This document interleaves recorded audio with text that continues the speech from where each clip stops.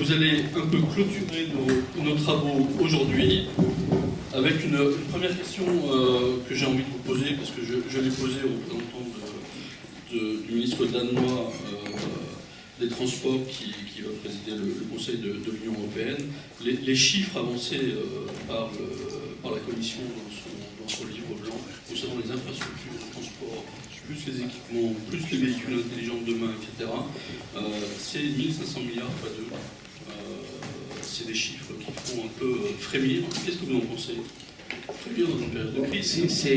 Oui, ça dépend. Ça dépend du point de vue de qui on se place, et ça dépend qui les finance, puisque on peut aussi considérer que ça fait 1500 milliards d'euros d'investissement, que venant mal an, l'Europe fait chaque année dans ses PIB à peu près 10 fois ça, enfin 6 fois ça en investissement à peu près, hein. Donc que ça n'est pas du tout hors de proportion, hein, si on réfléchit à ce qu'ont été les grands investissements. Pourquoi tout le monde se pose cette question? Parce qu'on part de l'idée que c'est de l'argent public. Alors, si c'est de l'argent public, bien évidemment, on est dans une autre logique, mais ça reste à prouver, ça n'est pas évident que ce soit de l'argent public. Donc, en tant que tel, ça n'est pas un problème majeur. Le problème, évidemment, serait si c'était de l'argent public. Donc, vous voulez dire que là-dedans, il va y avoir de l'investissement privé, des partenariats publics Oui, privés, ou de l'argent interne au système de transport. Si vous avez du péage, du recyclage, de la collecte de taxes, vous avez tout à fait la possibilité de financer un système comme celui-là. Donc, ne nous posons pas d'emblée la question de l'accroissement de l'endettement public dans ces questions-là. D'accord. Alors, je le disais tout à l'heure, hein, vous êtes à la fois... vous vous occupez évidemment des transports, vous êtes un spécialiste de la question, mais vous êtes aussi membre de la commission de cohésion territoriale. Oui. Est-ce que vous pouvez nous expliquer, en termes de cohésion territoriale des grandes régions européennes, quelles seraient selon vous les priorités à mettre sur la table en matière de transport et d'intermodalité pour justement assurer cette cohésion? Écoutez, j'ai envie de vous renvoyer au projet de règlement sur les TEN-T, enfin les réseaux transeuropéens, parce que de ce point de vue-là, mon appréciation en tant que rapporteur sur cette question est plutôt positive. Je considère que les choix qui ont été faits dans la proposition, puisqu'elle n'est pas adoptée, de règlement sur les RTE, est plutôt bonne par rapport aux priorités alors il y a toujours des gens... Évidemment, toujours des gens qui se sentent exclus, qui considèrent qu'on n'a pas fait la bonne chose. Puis c'est normal, d'ailleurs, il y a un débat, il va y avoir des amendements, etc. Mais globalement, la conception de la couverture européenne telle qu'elle résulte de ce règlement, avec le Core Network et le Comprehensive Wet Network, donc le réseau central et puis le réseau global, me paraît relativement équilibré pour couvrir l'ensemble de la question européenne. Il reste des questions particulières, mais en termes de grandes infrastructures, je considère que c'est un vrai progrès par rapport à ce qui se faisait précédemment. Alors pourquoi?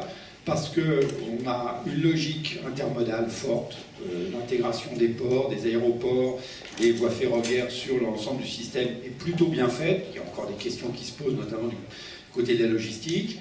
La deuxième raison, c'est qu'il y a quand même eu une tentative de couvrir les grands schémas européens. Il y a quelques oublis, mais je ne vais pas les citer parce que je m'interdis de prendre position sur tel ou tel projet en tant que rapporteur, en tout cas publiquement, mais il y a effectivement un ou deux oublis. Et la troisième raison, c'est qu'on voit apparaître quand même, derrière tout ça, une logique de gouvernance qui, à quelques amendements près, est une logique où il me semble qu'elle va donner la capacité à l'Union européenne d'accélérer un processus qui a été trop lent jusqu'à présent. Donc globalement, plutôt un satisfecit là-dessus. Alors, évidemment, je suis en train de parler d'exactement l'inverse de ce qu'on vient de dire. C'est-à-dire que je suis en train de parler du réseau central, de ce qui anime les RTE, et je ne suis pas en train de parler du dernier kilomètre, hein, évidemment, il ne faut pas confondre. Et je pense que d'une certaine façon, c'est un faux procès qu'on a fait assez souvent à l'Europe, de dire, et ceux qui suivent les débats européens le savent, qu'elle ne s'occupait pas du dernier kilomètre, du transport urbain, etc. Je le dis volontiers ici, je le dis souvent, quelle est la légitimité de l'Union européenne de s'occuper de ça? Il faut vraiment, quelque part, bien centrer le débat. Je préfère une Union européenne qui s'occupe des grands réseaux transeuropéens qui fait un peu de benchmarking et d'innovation sur ces questions-là, mais qui laisse les États, voire les régions, voire les villes, s'occuper du dernier kilomètre. Globalement, ça ne serait pas sérieux de faire autrement. Alors il y a dans la feuille de route qui a été tracée des objectifs extrêmement ambitieux, non seulement pour les passagers, bien sûr, on en a parlé, le réseau transeuropéen de transport, mais vous avez parlé de la logistique. Il y a également la volonté de réduire évidemment les émissions de CO2 et d'organiser un report modal. Donc là, on quitte quelques instants les passagers pour s'occuper du fret, mais les deux questions sont quand même assez liées, ne serait-ce que pour l'utilisation des infrastructures. Est-ce que là, les objectifs qui sont fixés, très franchement, ne sont pas trop ambitieux? Ils sont en ligne avec nos objectifs en matière d'émissions de gaz à effet de serre. Hein, donc, et encore, je ne suis pas sur un objectif de réduction de 30%, hein, si je ne prends que l'objectif 20%. Donc ils sont en ligne par rapport à ça. Donc globalement, hein, alors on peut rentrer dans le détail, mais je ne veux pas être long, surtout à ce moment de la soirée, avec ceux qui restent dans la salle qui sont peu nombreux, donc je ne vais pas rentrer trop dans les détails, mais c'est en ligne avec ça. C'est aussi en ligne avec ce que on fait un grand pays bien connu de tous qui s'appelle les États-Unis. Bon, alors c'est une espèce de je ne sais pas comment c'est traduit par nos amis interprètes, mais là, c'est vrai qu'on répète tous dans tous les colloques qu'il suffit de regarder la part modale des États-Unis pour dire si on a la même chose en Europe. Bon, il y a des caractéristiques spécifiques, on peut y revenir, mais malgré tout, et si vous lisez bien les RTE, c'est quand même le même modèle qu'on utilise.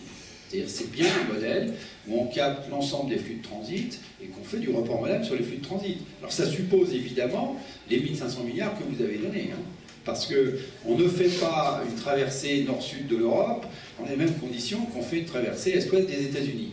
D'abord parce que ça a été fait il y a longtemps aux États-Unis, qu'en France on a plutôt, et en Europe on a plutôt raté ça. Puis parce que, par ailleurs, il se trouve quand même qu'il y a une grande chaîne de montagnes au milieu qui est très compliquée à traverser, plus compliquée que les Rocheuses ou les Appalaches. Donc, mais malgré tout, on est quand même sur le même trend et la même logique que ce que font les États-Unis. Et puis quand on regarde au niveau plus européen, l'Allemagne est sur un chemin qui n'est pas mauvais, hein, sur ses objectifs. C'est le principal pays, hein, l'Allemagne. Bon, c'est vrai que la France, l'Italie et l'Espagne, pour des tas de raisons, n'y sont pas, mais l'Allemagne, qui est le principal pays européen, s'est remis sur un trend et une trajectoire de vrai report modal des marchandises. J'y ajoute que, évidemment, il faut intégrer l'eau sur la base du fluvial et du maritime. Donc, il y a tout ce qui tourne autour des autoroutes de la mer ou du fluvial, du fluvio-maritime, qui sont aussi des éléments. Donc, évidemment, il faut une volonté politique. Hein. C'est pas en claquant des doigts qu'on fait ça. Il faut une volonté politique, mais les objectifs ne sont pas irréalistes. Puisque on a déjà quelques exemples où ça peut se faire. Alors, vous avez parlé de gouvernance. Peut-être une dernière question sur comment on fait dans une Europe à 27, hein, sachant qu'on voit déjà certains pays où des mouvements nationalistes très forts se font entendre. Comment on fait pour mener à bien ces projets européens dans une Europe à 27 ?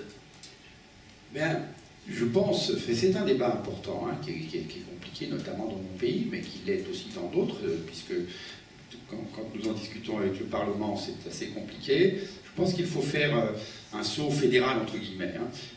C'est-à-dire que, et c'est la logique du règlement européen, qui est de renforcer les pouvoirs de la Commission en la matière, notamment des coordinateurs. Bon, alors c'est très compliqué. Hein. Le gouvernement français a commencé à mettre les freins, et il n'est pas le seul. Il a trouvé de vrais alliés contre le projet de règlement, donc manifestement les choses ne se passent pas très bien aujourd'hui sur cette logique. Mais l'expérience que j'ai d'un projet, l'un des plus gros projets européen et le plus difficile du point de vue de l'insertion dans les sites, qui est le projet dit du Lyon-Turin, qui en fait est un axe à la fois Lisbonne, Barcelone, Kiev, et puis potentiellement Londres, Paris, Rome.